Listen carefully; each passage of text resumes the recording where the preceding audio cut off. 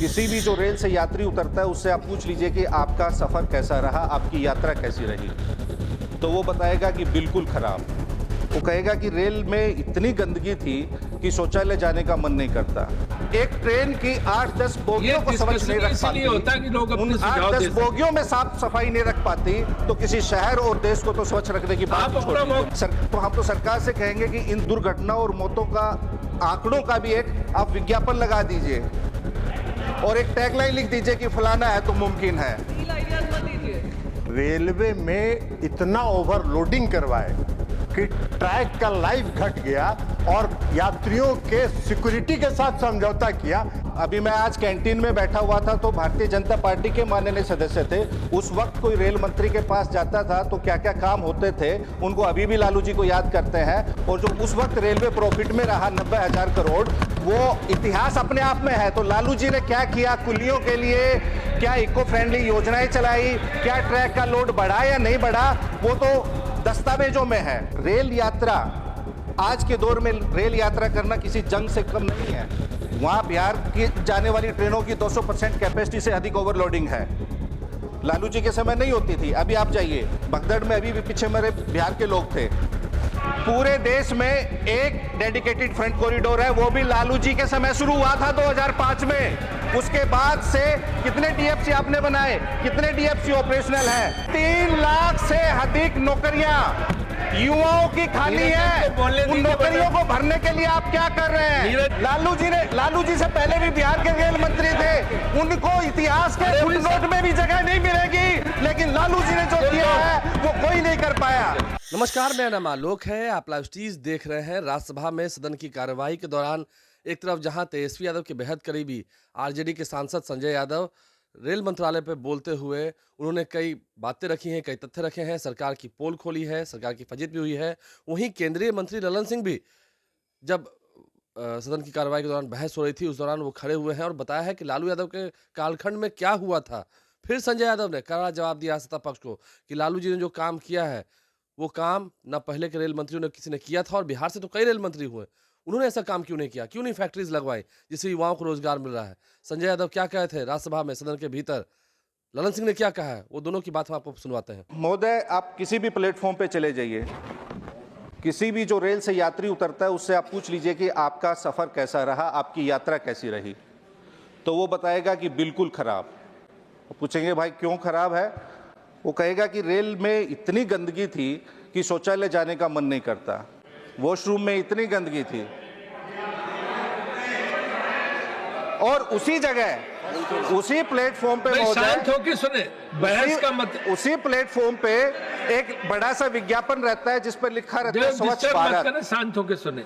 जब सरकार एक ट्रेन की 8-10 बोगियों को स्वच्छ नहीं रख पाती, उन 8-10 बोगियों में साफ सफाई नहीं रख पाती, तो किसी शहर और देश को तो स्वच्छ रखने की बात छोड़िए। बोलिएगा ना महोदय, अपना मौका है तो बोलिएगा। उप सभापति महोदय, जो रेल का सफर है ना, जिसको हिंदी में हम कहते हैं रेल का सफर, एक्चुअली इन्होंने उसको इंग्लिश वाला सफर बना दिया है, SUFFER।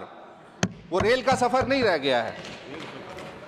और जैसे मैंने कहा कि ये आंकड़े हैं मौतों को, तो हम तो सरकार से कहेंगे कि इन दुर्घटनाओं और मौतों का आंकड़ों का भी एक आप विज्ञापन लगा दीजिए और एक टैगलाइन लिख दीजिए कि फलाना है तो मुमकिन है। नहीं लगा पाएंगे ना, फलाना है तो मुमकिन है। 1 मिनट महोदय, railway are you yielding? No sir महोदय, are you yielding because minister wants to speak? इनको शायद पता नहीं है कि लालू प्रसाद जी जब रेल मंत्री थे तो रेलवे में इतना ओवरलोडिंग करवाए कि ट्रैक का लाइफ घट गया और यात्रियों के सिक्योरिटी के साथ समझौता किया। ये काम ये कर रहे हैं, इसको बोलने नहीं रहे। इसका अब जब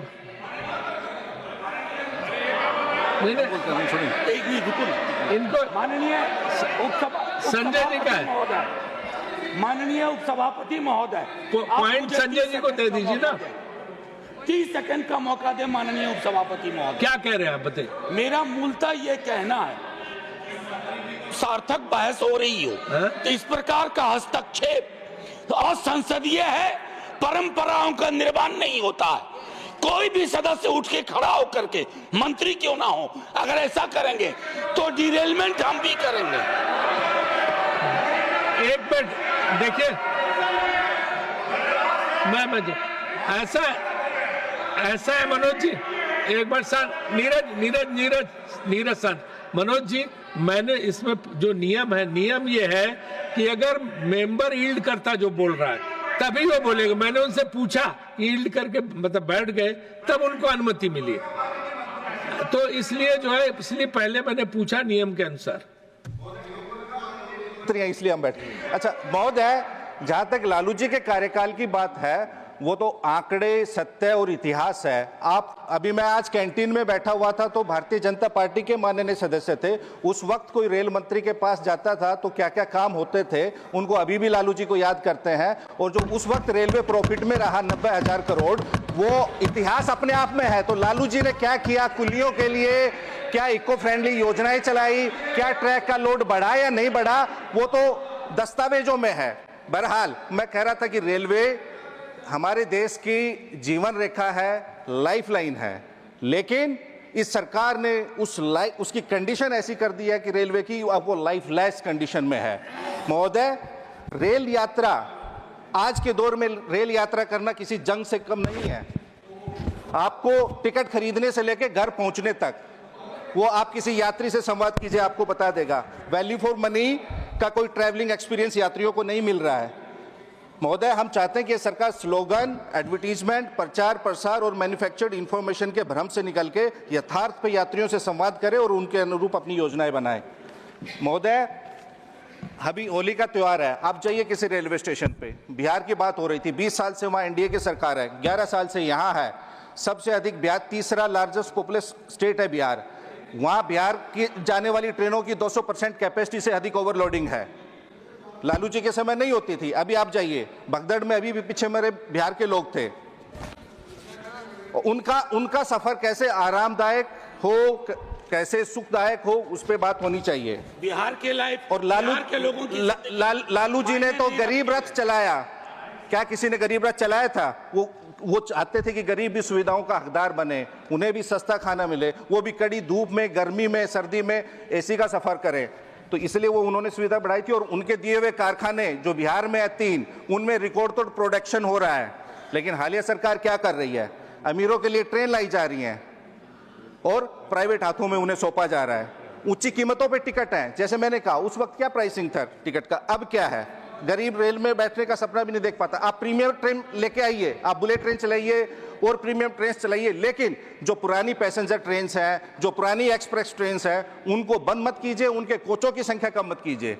आपको जो नया लाना ले, उसका स्वागत है। उप सभापति महोदय, सरकार का काम हर देशवासी को सस्ती सुविधा उपलब्ध कराना है। मुनाफा कमाना या व्यापारी बनकर लोगों की जेब काटना नहीं है। आम आदमी, गरीब आदमी को देना।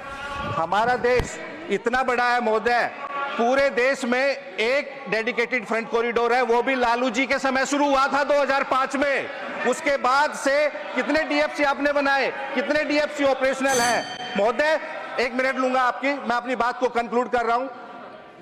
3 लाख से अधिक non gazetted post. Neeraj ji महोदय, 3 लाख से अधिक नौकरियां युवाओं की खाली है। उन नौकरियों को भरने के लिए आप क्या कर रहे हैं? सरकार उस पर जवाब दे। 3 लाख से अधिक नॉन गैजेटेड पोस्ट खाली है। महोदय, समय हो गया, खाली इतना कहूंगा कि आप लिख देते हैं ट्रेन पे कि आपकी यात्रा मंगलमय हो। खाली ट्रेन पे आपकी यात्रा मंगलमय लिखने से किसी की यात्रा मंगलमय नहीं होगी। यात्रा को मंगलमय करने के लिए आपको उनके लिए कल्याणमय और चेतनामय नीतियां बनानी होंगी और निर्णय ऐसे लेने होंगे ताकि वो हो, लागू हो। किसी के हैप्पी जर्नी करने से किसी की जर्नी हैप्पी नहीं होती। तो लालू जी ने जो इस देश के रेलवे को दिया है, कोई रेल मंत्री नहीं दे पाया है 2005 के बाद से। लालू जी से पहले भी बिहार के रेल मंत्री थे, उनको इतिहास के फुटनोट में भी जगह नहीं मिलेगी, लेकिन लालू जी ने जो दिया है वो कोई नहीं कर पाया।